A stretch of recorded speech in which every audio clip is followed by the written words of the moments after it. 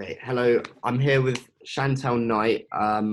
We're going to be going through her grad project script. It's of a horror, so I'll explain briefly what it's about. So it's basically these few scenes going through a boy.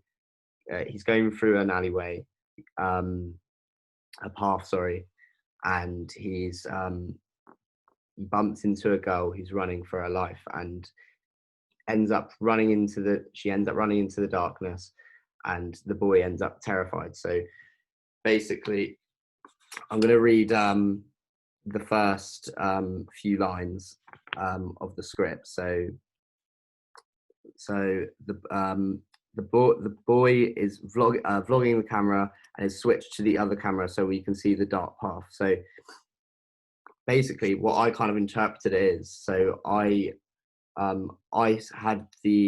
thought it'd be a good idea to have a POV shot of the boy holding the phone, but then it switches to a long shot of the boy. But each time it switches to the boy from the POV shot, it would be zooming in, kind of like how like someone's approaching him. So it's kind of a more like kind of sinister environment. I just wondering what you were kind of thinking when you were making the script. We kind of thought of it as the boy would be, we want it mainly, the whole shots to be kind of through the camera of the lens, and we never actually really see anything other than through the camera. So as you explained there, I think it would obviously take away the effect of this being live, because everything is being live streamed. Mm-hmm. So I also kind of made a little change. So I also thought, instead of, you said it's an alleyway, but I kind of thought I'd make a switch to something like well, you said, a dark, an outside path. And I thought it'd be kind of good to do like an underpass, where you can have a little bit of lighting.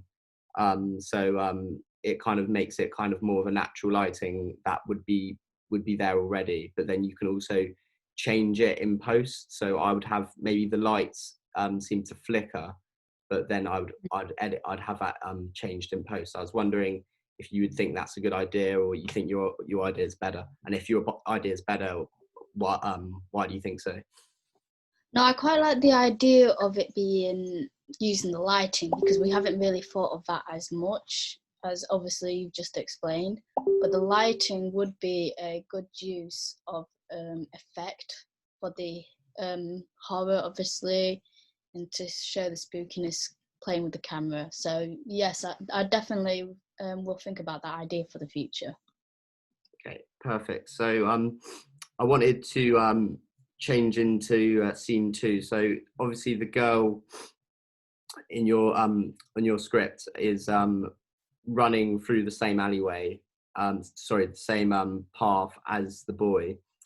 Mm-hmm. But I would have it so she is, say, at the end of an underpass, and she's running from the darkness into the light. So playing with lighting again, yeah. So I thought, so you're kind of using the aspect of she's kind of part of the unknown. But then, so what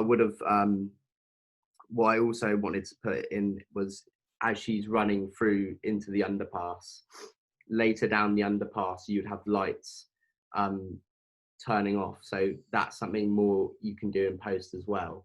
And I just kind of wanted to kind of touch more on the fact, to make it touch more into that horror aspect. So it's kind of a more sinister kind of setting. And I was just wondering what you think of that as well. I think that's a good idea. In a way, I can imagine it from the way you're describing it. I imagine more of, say, the sunset, and the sun's out, and then all of a sudden, as she's running, the sun starts to go down and it gets darker, and that could bring that effect that you're obviously describing as well, and to a more natural as well way. Okay. And kind of the last thing I want to touch up on is I want to kind of go. I was thinking more of this. So I think you did mention, where was it? So there's a bit where you're mentioning he's looking at the footage of the camera, yes. And I think that's through like this kind of piece, I was thinking you can do more stuff, so like an over shoulder shot, but I think the over shoulder shot is almost like someone's looking at him, kind of coming closer. So I just thought, as a like kind of a theme of like how it should be, how I think it should be filmed, is like there's also like there's like a presence, the camera's kind of used as another character, which is kind of like the monster kind of peering over.